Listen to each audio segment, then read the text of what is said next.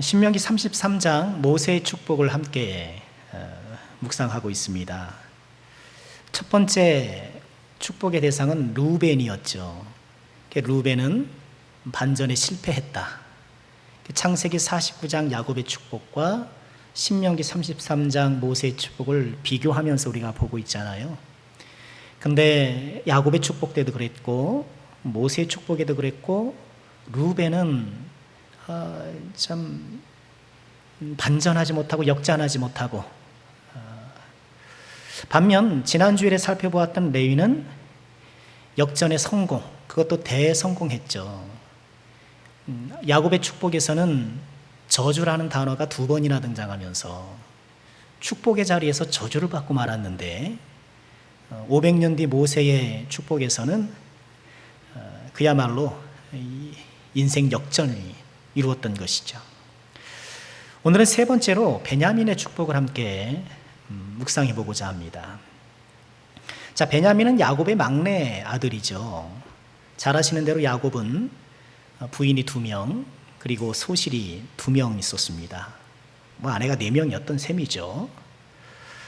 야곱이 가장 사랑한 아내는 라헬이었습니다. 그로 인해서 언니 레아가 늘 마음이 아팠고, 하나님께서는 이 마음 아픈 레아를 긍휼히 여기셔서 태문을 활짝 열어주셨죠. 레아가 출산한 아이들이 아들이 6이잖아요.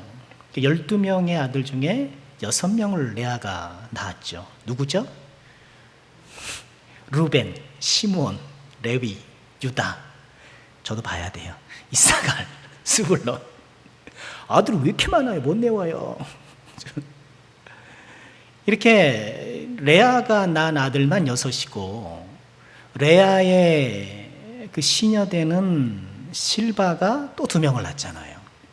그러니까 레아 쪽에서만 8명이에요. 그리고 라헬은 시녀 비라를 통해서 단간 압달리를 낳았고, 또 요셉과 베냐민을 낳았죠. 베냐민이 막내예요. 그러니까 베냐민 이전에 모든 아들들은 하란에서, 외삼촌 집에서 다 나왔어요. 근데 이 막내 베냐민은 외삼촌 집에서 돌아와서 베델에 거주하고 이 가나안에 들어와서 낳은 아들이에요. 창세기 35장 18절에 보면 라헬이 그만 이 베냐민을 낳다가 죽고 말죠. 산고가 심했던 모양이에요. 그가 죽게 되어 그의 혼이 떠나려 할 때에 아들의 이름을 베논이라 불렀으나 그의 아버지는 그를 베냐민이라 불렀다. 야곱의 아들들의 특징 가운데 하나는 그 이름을 다 여자가 지어줬어요. 그러니까 엄마가 이름을 지어줬어요. 그래서 아마도 이 성경은 주로 이렇게 남성 위주인 게 사실이잖아요. 그러나 성경의 구약 문화 속에는 모계 사회도 있었지 않겠느냐, 그렇게 추정하는 사람도 있는데, 여하간 이 베냐민도 그 라헬이 낳고 죽기 전에 이름을 베논이라고 불렀어요. 베논이는 슬픔의 아들, 그런 뜻입니다. 자신의 죽음과 이제 엄마 없이 자랄 아이를 생각하니 슬펐던 것이죠. 그런 가련한 마음에 슬픔의 아들 베논이 이렇게 불렀는데, 그런데 아버지 야곱이 어떻게 했습니까? 그 베노미의 발음을 살짝 바꿔서 베냐민 이렇게 부른 거예요. 베냐민의 뜻이 뭐죠? 오른손의 아들. 슬픔의 아들이 아니라 오른손의 아들인 거예요. 이렇게 아들의 이름을 베냐민이라고 바꿔줌을 통해서 아내를 잃은 슬픔을 달래고, 또 지금 라헬이 죽고 남긴 이 아이를 오른손의 아들로 키우겠다라는 그런 다짐, 그런 걸 했던 것으로 보여요. 태어나면서부터 엄마가 없었으니 이 아버지 야곱이 베냐민을 또 요셉 못지않게 사랑했지 않겠습니까? 물론 성경에 베냐민을 어떻게 구체적으로 사랑했는지는 기술되어 있지 않으나 인지상정으로 보건대 이 베냐민을 끔찍하게 또 애틋하게 사랑할 수밖에 없었어요. 게다가 어느 날 요셉이 형들 안부를 물으러 갔다가 실종돼 버리잖아요. 찢어진 옷, 피 묻은 못을 남긴 채 사라져 버려요. 그러니 친엄마도 없죠, 친형도 없죠. 베냐민에 대해서 아버지 야곱이 정말 각별한 마음을 가질 수밖에 없는 것이죠. 그렇다 보니 친형 요셉도 베냐민을 참 사랑할 수밖에 없죠. 요셉이 애굽으로 팔려가서 우여곡절 끝에 총리가 되잖아요. 그리고 흉년이 들어서 요셉의 형들이 곡식을 구하러 애굽에 와서 요셉을 만나잖아요. 형들은 이제 요셉이 요셉인 줄 모르잖아요. 요셉은 알아보지만 요셉이 형들을 스파이로 몰아요. 너희들 지금 간첩 노릇하러 온 거다. 몰아붙입니다. 당황한 형들이 그러죠. 저희들은 가나안에 사는 평범한 사람들입니다. 집에 아버지도 있고요. 저희뿐만 아니라 동생 둘이 있는데 하나는 잘못됐고 하나는 지금 집에 있습니다. 이렇게 평범하다는 얘기를 하려고 이렇게 가족사를 얘기한 거예요. 그러니까 요셉이 느닷없이 그러면 너희가 스파이가 아니라면 증명해봐라. 동생 있다고? 동생 데리고 와. 그런 거죠. 그리고 황망한 형들이 고향에 돌아가서 이제 야곱에게 자초지종을 얘기하잖아요. 이러저러 해서 베냐민을 데려가야 합니다. 야곱이 허락이 안 되는 거예요. 그전에도 요셉 나갔다가 어떻게 됐는데 잘못됐는데 이 베냐민까지 좀 되겠느냐. 극구 반대해요. 그러나 흉년이 더 심해지니까 야곱도 더 이상 고집을 피울 수가 없었고 결국 베냐민을 보내잖아요. 베냐민 갔는데 어떻게 돼요? 이제 베냐민을 만나서 이제 아직 요셉이 정체는 공개하지 않은 상태에서 함께 즐겁게 식사하잖아요.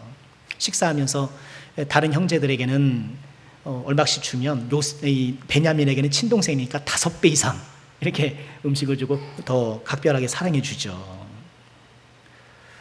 훗날 이렇게 해서 요셉이 자신의 신분을 밝히게 되고 형제들이 또 기쁨으로 회고하게 되는데, 자, 오늘 이 모세의 축복은 이 세 번째 이 베냐민에 대한 축복입니다.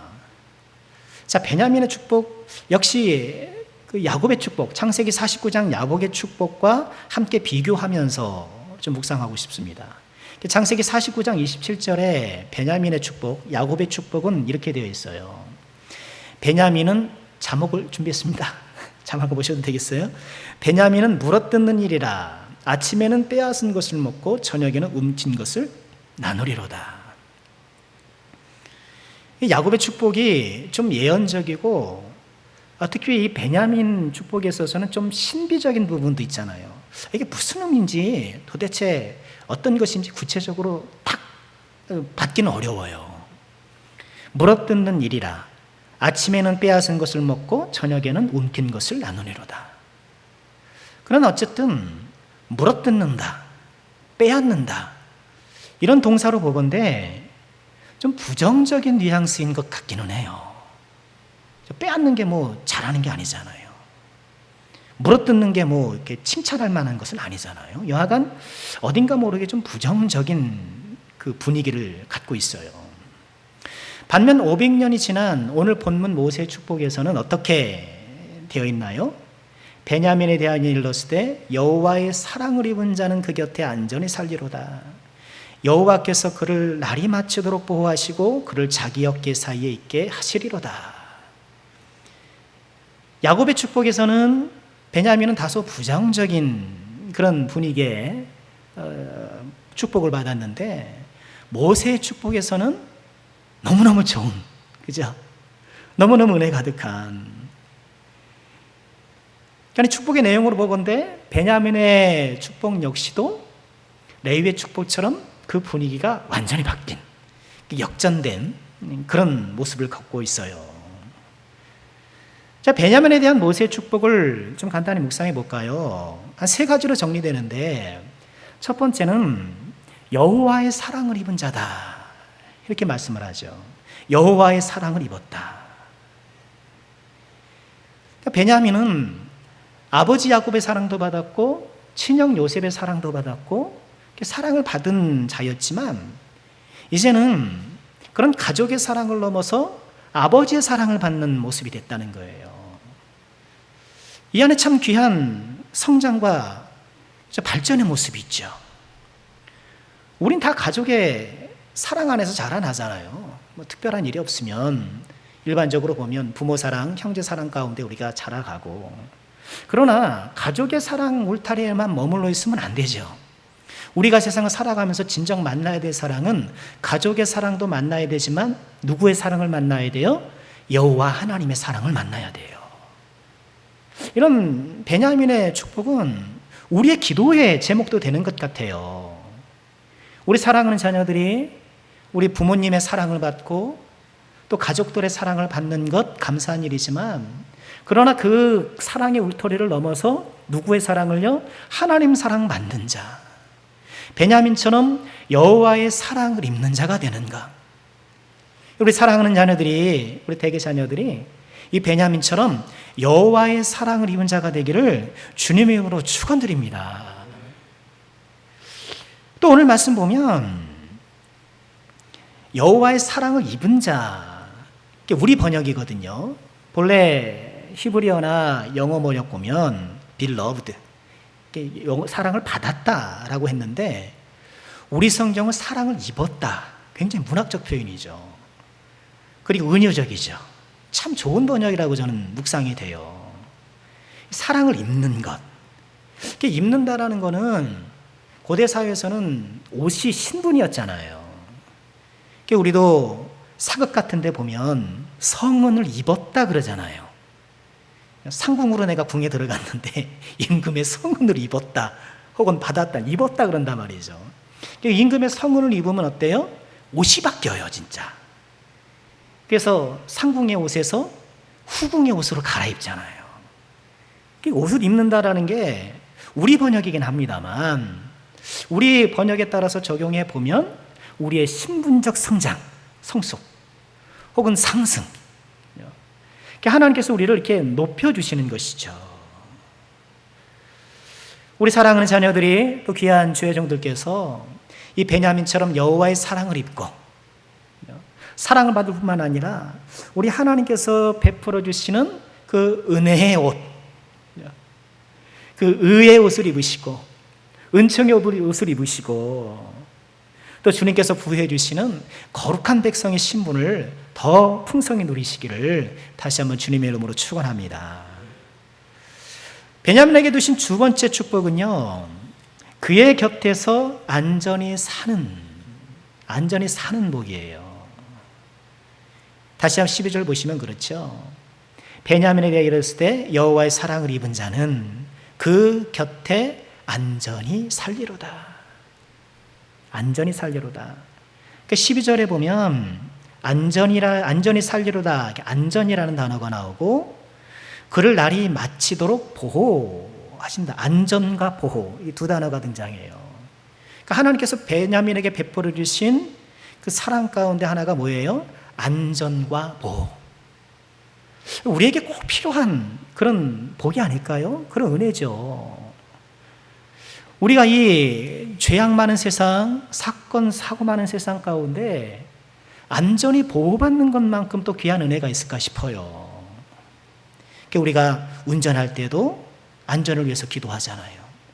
자녀들이 아침 학교 갈 때도 안전을 위해서 기도하고, 물론 하나님께서는 사건, 사고를 통해서도 모든 것을 합력하여 선을 이루시는 전능하신 하나님이기 때문에 사건, 사고조차도 하나님께서 선을 이루시는 재료가 되는 것도 사실입니다. 그렇지만 또한 그런 사건, 사고를 당하지 않고 안전히 보호받는 것 또한 하나님의 은혜인 것이 틀림없는 것이죠. 그럼 어디서 우리가 안전을 누리게 되는가? 어디서 안전을 누리죠? 어디서요? 집에서요? 성경을 보셔야죠. 어디서요? 그의 곁에서, 하나님 곁에서. 우리가 어디서 안전을 누리는가? 어디서 보호를 받는가? 그의 곁에 안전히 살리로다. 우리가 주님 곁에 있을 때 안전히 살고 보호를 받는다는 것이죠. 사건, 사고에서도 보호를 받을 뿐만 아니라 우리의 육신과 우리의 마음과 우리의 생활도 하나님께서 지켜주셔야 되잖아요. 우리 가정의 안전을 지켜주시고, 직장의 평안도 지켜주시고, 건강도 지켜주시고, 하나님께서 안전하게 해주시고 보호해 주셔야 될 것이 참 많지만 특별히 무엇을 지켜주셔야 되겠어요? 우리의 믿음을 지켜주셔야죠. 왜요? 자칫하면 우리의 믿음을 잃어버리기 너무 십상이거든요. 죄의 유혹이 도처에 도사리고 있죠. 또 지금 이렇게 코로나가 창궐하고 이런 상황 가운데에 또 나태함이 이런 것들이 또 우리의 믿음을 훼손할 수 있거든요. 어려움은 어려운 대로, 편함은 편한 대로 우리의 믿음이 공격받기가 쉬운 것이죠. 그러나 주의 곁에 있을 때 우리 하나님 어때요? 우리를 안전히 보호해 주신다는 것. 우리의 모든 육신의 삶뿐만 아니라 특별히 우리의 믿음과 우리의 신앙을 지켜주시는 것. 하나님께서는요, 당신 곁을 우리에게 주시기를 좋아하세요. 여러분, 간혹 우리 인간관계 가운데 그런 분들이 간혹 계시잖아요. 곁을 잘 안 주는 사람, 곁을 잘 안 줘요. 좀 다가가려고 하면 좀 부담스러워하고 좀 일정한 거리를 두려고 하는 그런 성향을 보이는 사람이 덜어 있어요. 그러면 신앙생활을 해도 교회에 깊숙이 혹은 관계를 맺거나 이렇게 참여하는 것을 되게 꺼려해요. 그게 마음의 상처나 또 심리적 불안감, 이유는 모르겠지만 그런 것이 작용하기 때문에 가능성이 높거든요. 사람이 뭔가 내가 과거에 상처가 있거나 마음이 불안하면 거리두기를 해요. 우리 지금 사회적 거리두기 하고 있습니다만 누군가 나에게 다가오는 것이 불편해요. 곁을 안 주는 사람이 간혹 있긴 합니다만, 그런데 하나님은 어떤 분이세요? 우리 곁을 참 잘 주시는 분이세요. 우리가 주님 곁에 다가가면 다가갈수록 어서 오너라, 기다렸다 하면서 우리를 옆에 딱 두시는 그런 분이시라는 거죠. 하나님께서 우리를 곁에 두시기를 좋아하시고, 시편 73편 28절에 보면 하나님께 가까이 하면 내게 복이라. 여러분, 이 세상을 살아가면서 우리가 감듯이 누려야 될 복이 뭐예요? 하나님 가까이 하는 복. 오후 예배 참 잘 나오신 거예요. 하나님 가까이 하시는 또 중요한 방법 아니겠습니까? 하나님도 가까이 하시는 우리가 됐으면 좋겠고요. 찬송가 401장에 그런 가사가 있죠. 주의 곁에 있을 때 다음에 뭐예요? 마음이 든든하오니. 찬양 가사 너무 좋지 않아요? 주님 곁에 있을 때 마음이 든든하오니. 세상 사람들은 통장 잔고가 많아 마음이 든든하오니. 수도권에 아파트 사놔서 마음이 든든하오니. 우리 집안에 판검사가 있어서 마음이 든든하오니. 그런지는 모르겠으나 하나님의 사람들은 어떻게 해요? 주의 곁에 있을 때 마음이 든든하오니. 주님 곁에 계심을 통하여서, 그렇죠?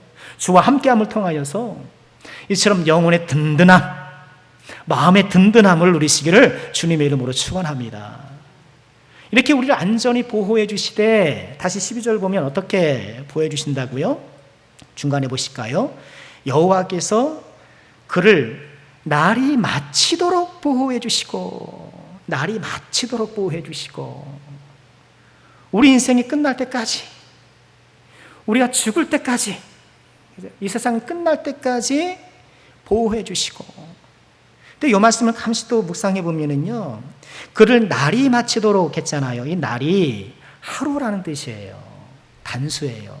그 날이 하루가 다하도록. 이 12절에서 나오는, 12절에서 전제적으로 깔고 있는 인생에 대한 시각이 뭐예요? 하루라는 거예요. 하루 인생을 사는 동안 그를 보호하시고. 우리 인생이 뭐예요? 짧아요? 길어요? 짧아요. 죄송합니다. 우리 권사님들, 어르신들 계시는데 이 젊은 목사가 짧네 깊네 이런 좀 송구스러운 말씀일 수 있는데 어때요? 인생 참 짧지 않습니까? 벌써 8월 15일이에요. 코로나 그러면서 8월 15일 끝났어요. 2020년 2월에 코로나가 시작됐잖아요. 그날 대신방 하려고 광고하고 그 다음 주 바로 대신방 하려고 했는데 코로나 탁 터지는 바람에 스톱했었거든요. 그런데 벌써 코로나 그러면서 2년째, 아이고 언제 끝날지 모르겠습니다. 주사만 맞으면 그래도 다 될 것처럼 다 생각을 하고 희망이 부풀었는데 이젠 주사를 맞아도 뭐 돌파감염이라고 한다니까 이렇게 마스크 쓰고 계속 이러고 살아야 되나 봐요. 어떡하죠? 아휴, 주님 빨리 오시지. 마스크도 답답한데. 이러고 살아야 되나 정말. 아유, 좀 하나님 좀 도와주셔서 좀 빨리 좀 일상을 회복하고, 또 우리 교회 좀 식사도 좀 하고, 마음껏 좀 모임도 좀 갖고, 예배만 드리고 간신히. 근데 이거 제가 좀 그런 생각을 자꾸 하면 안 될 것 같아요. 제가 비유컨대 지금 모은 교회가, 우리 교회뿐만 아니라 지금 대한민국 교회가 예배라는 인공호흡으로 제가 지금 간신히 호흡한다라고만 그렇게 좀 비유를 한 적이 있어요. 사실 그런 측면이 있잖아요. 아무것도 못하고 지금 예배만 드리고 거기에 이제 그거 붙잡고 이제 간신히 호흡하는 것 같은데, 그러나 또 예배만한 또 호흡이 있겠는가?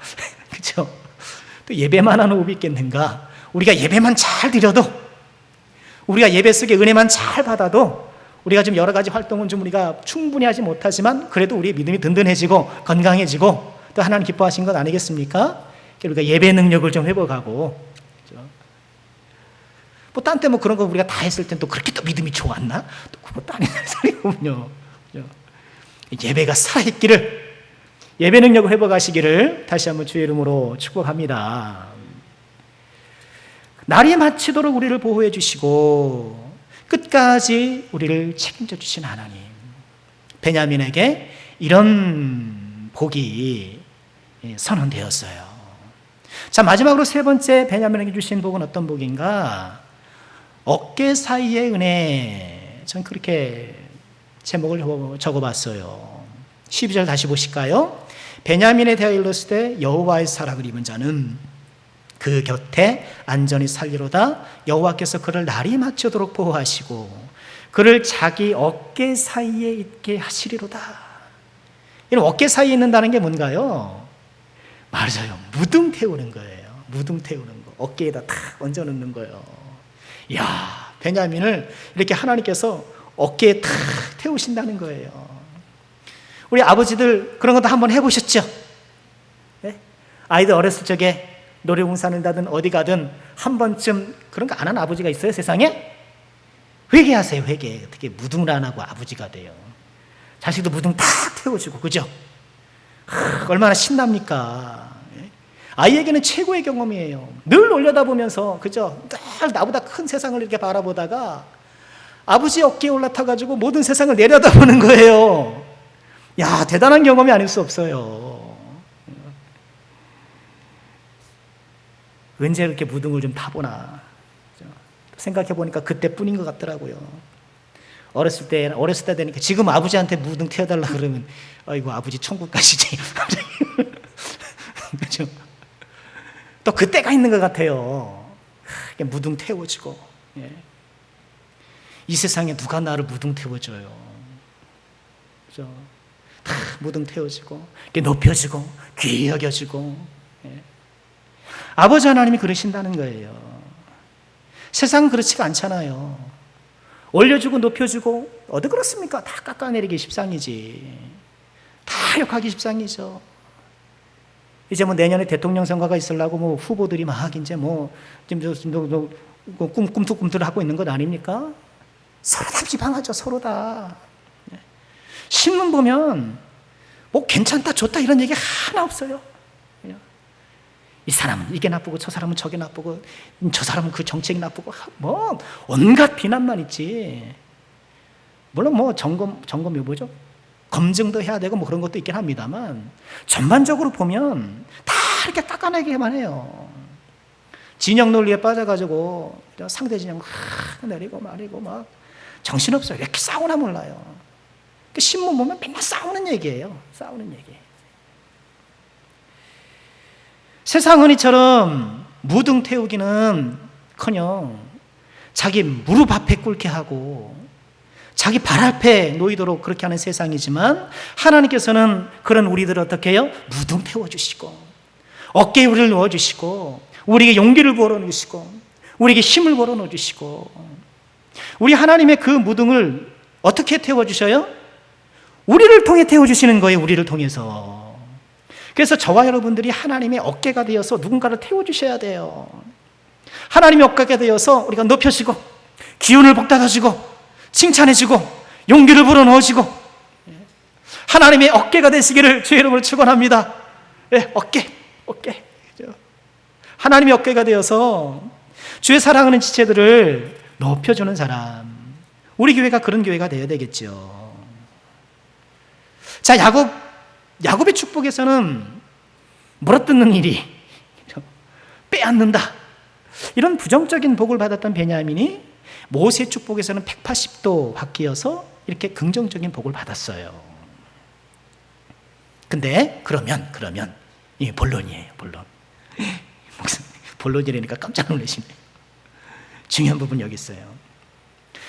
그러면 실제로 베냐민은 어땠을까 하는 거예요. 베냐민에게처럼 상반된 두 가지 축복이 그에게 주어졌는데 실제로 베냐민은 어땠을까? 우선 이 신명기 우리가 읽었잖아요. 신명기 다음에 뭐가 나오죠? 여호수아, 그 다음에 뭐가 나오죠? 뭐요? 사사기가 나오죠. 그러니까 이어지는 여호수아, 사사기, 이런 이스라엘의 역사를 보면 베냐민 지파는 호전적인 지파였던 것 같아요. 싸움을 잘하는. 그러니까 베냐민은 맨 막내였고, 그렇기 때문에 좀 형제 사이에서는 좀 유약했는지 모르겠으나, 이렇게 이스라엘의 정착 과정, 이런 정착의 역사 가운데서 보면 베냐민은 호전적인 지파. 왼손잡이 에훗, 사사시대에 에훗이 베냐민 지파 출신이었고요. 특별히 사사기 19장에서 20장을 보면 좀 끔찍한 일이 벌어져요. 어떤 에브라임 산지에 사는 레위인이 있었습니다. 뭐 들었던 얘기실 거예요. 읽었던 얘기실 거고. 근데 이 레위 사람이 유다 베들레헴에 첩을 얻어요. 레위 사람이 첩을 얻어요. 그러니까 이 사사시대가 이게 엉망이었던 거죠. 그런데 이 첩이 행음을 했네. 그러고서는 친정집 베들레헴으로 가출을 해버린 거예요. 그러니까 이 레위인이 어쨌든 좀 이런 일이 있었지만 아내를 용서하기로 하고 베들레헴으로 가서 아내를 데려옵니다. 그렇게 친정집 그 처갓집을 갔는데 처갓집에서 얼마나 좋아했겠어요. 자기 딸이 이렇게 좀 나쁜 일을 했음에도 불구하고 너그러이 받아준다니까 얼마나 좋았겠습니까? 그 장인이 어떤 며칠 더 묵다 가라고 이렇게 또 호의를 베푼 터에 며칠 지체되어서 이제 다시 에브라임으로 오게 돼요. 근데 이렇게 오던 중에 기브아라는 동네에 다다르게 됩니다. 날이 저물어 가는데 아무도 영접해 주질 않는 거예요. 무슨 여관이 있습니까? 뭐 그런 호텔이 있습니까? 그런 데가 아니니까. 이렇게 좀 성문에서 배회하고 있으니까 한 노인이 나타나서 이 레위인과 그의 첩을 집으로 영접해 줍니다. 들어오시오. 우리 집에 사서 묵어 가시오. 그런데 그날 밤 이 기브아 사람들이 이 사람 집에 모여든 거예요. 빙 둘러 포위를 싸고서는 오늘 낮에 온 사람 내놓으라는 거예요. 상관하겠다. 동성애하겠다. 어서 많이 본 장면이죠. 어서 봤죠? 롯, 그죠? 롯이 소돔과 고레에서 똑같은 상황을 경험하잖아요. 그런 거예요. 막 이게 뭐 위협하고 폭력적으로 하니까 하는 수 없이 이 집주인과 레위인이 강압에 못 이겨 첩을 내어줘요. 그리고 이 기브아 사람들이 첩을 밤새 능욕하고 대문 앞에 버리고 가요. 아침에 나와보니까 죽어있죠. 레위인이 침통해서 그 시신을 집으로 가져옵니다. 그리고 그 시신을 12조각을 내요. 팔다리 없게. 끔찍하죠. 그리고 12조각을 내서 이스라엘 각 지파에 보내요. 이런 시신 조각을 받은 이스라엘 지파들에서 깜짝 놀라는 거죠. 거기 각 지파에 대표되는 격에 된 사람들에게 보냈겠죠. 거기에는 그 시체 조각뿐만 아니라 이런 참담한 범죄 내력이 함께 봉동되었겠죠. 함께 있었겠죠. 이스라엘 지파가 깜짝 놀랍니다. 어떻게 이스라엘에서 이런 일이 일어날 수 있을까? 어떻게 이런 일이 일어날 수 있는가 하면서 사람들이 의문을 품고 기브아로 몰려와요. 근데 기브아 사람들이 잘못은 뉘우치기는커녕 오히려 이스라엘 전체 지파와 맞섭니다. 근데 이 기브아가 베냐민 지파 소속의 동네예요.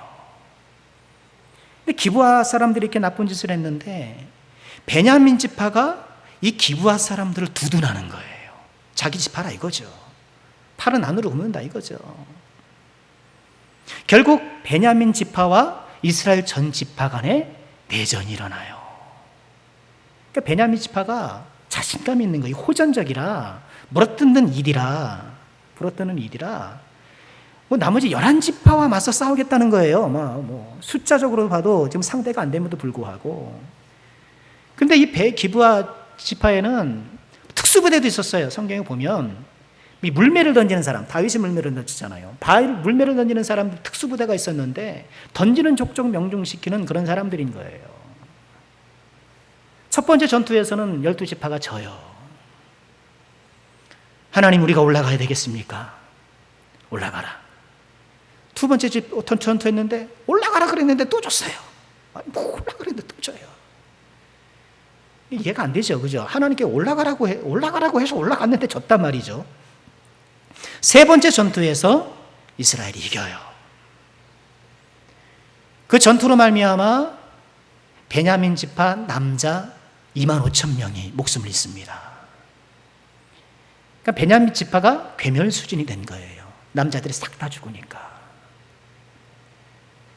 결국 베냐민 지파는 확조고라들게 되고요. 그래서 이제 지파가 이제 거의 사라질 위기에 처하니까 다른 이스라엘 지파에서 어떻게 합니까? 또 이제 어디서니까 부인들을 거할 수 있도록 해줘요. 사실 읽어보세요. 19장에서 20장 읽어보세요. 네. 이스라엘의 초대왕 사울이 이 기브아 출신이에요. 그가 왕으로 지명됐을 때에 겸손했죠. 내 아버지 집은 너무 작습니다. 내 지파는 작습니다. 당연하죠. 가장 이스라엘 베냐민 지파가 작은 지파였고, 그러니 사람들이 싫어했던 거예요. 무슨 베냐민 지파 출신. 그러니까 하나님께서 이스라엘 초대왕으로 사울을 삼으신 것을 보면 이렇게 모세의 축복과 야곱의 축복을 견주해 봤을 때 과거에는 물어뜯는 일이었지만 그러나 여호와의 곁에 안전히 보호를 받는 사람으로 하나님께서 이렇게 이끌어 주시는 것이 느껴지죠. 그죠? 이렇게 되는 거예요. 그러나 이 왕이 사울이 더 그 받은 은혜를 잘 관리 못해서 결국 왕위를 잃어버리고 말았지만, 자, 모세오경에 이어지는 이런 베냐민 지파의 행적을 짚어보면 야곱의 축복과 모세의 축복이 두 축복 가운데에 야곱의 축복에 더 가까웠다라는 것을 인정할 수밖에 없어요. 우리가 첫 번째 루벤은 어떻습니까? 루벤은 단전에 실패했다라고 말씀드렸어요. 야곱의 축복이나 모세의 축복이나 나아진 것이 별로 없었어요. 반면에 레위는 완전히 반전에 성공했죠. 레위는 반전에 성공했어요. 그런데 베냐민은 야곱의 축복과 모세의 축복 중에 야곱의 축복의 길을 걷고 말았던 거예요. 그러니까 오늘 이 베냐민을 향한 이 야곱의 축복과 모세의 축복은 물어뜯는 일의 삶을 살 것인가, 여호와의 사랑을 입은 자의 길을 걸어갈 것인가, 둘 중에 하나를 선택하도록 우리에게 요구하는 거예요. 그러니까 우리에게 그런 길이 있어요. 물어뜯는 이리가 될 것인가, 혹은 여호와의 사랑을 받은 자의 길을 갈 것인가. 여러분, 우리의 선택은 명확하죠. 르우벤의 축복을 통해서 반전의 실패 원인을 우리에게 말씀해 주셨고, 레위의 역전을 통해서 우리에게 도전을 주셨다면, 베냐민의 축복을 통해서 우리에게 어떤 선택을 할 것이냐를 물으시는 거예요. 우리는 어떤 선택을 할 것인가? 신명기 30장 15절에 보면 하나님이 말씀하시죠. 보라, 내가 오늘 생명과 복과 사망과 화를 내 앞에 두었나니. 우리 앞에 생명과 복의 길과 사망과 화의 길이 우리 앞에 놓여 있는 거예요. 물어뜯는 이리의 길을 걸 것인가, 여호와의 사랑받는 자의 길을 갈 것인가, 그 선택의 기로에 우리가 날마다 서 있는 거예요. 여러분, 이것은 우리의 어떤 인생의 터닝 포인트, 아주 중요한 시점에서 우리의 선택을 요구하는 그런 선택일 수도 있지만, 하루하루 우리가 살아가는 매 순간순간 우리는 이 선택에 놓여 있는지도 몰라요.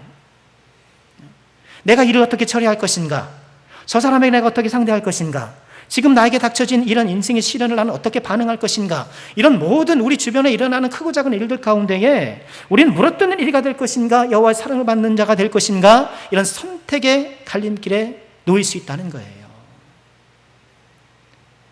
우리는 어떤 길을 선택해야 되겠습니까? 여호와의 사랑 입은 자의 길. 모세의 축복에서 말씀하고 있는 베냐민의 축복. 이제 내일부터 우리가 더 열심히 살아가셔야 되잖아요. 또 일하러 가셔야죠.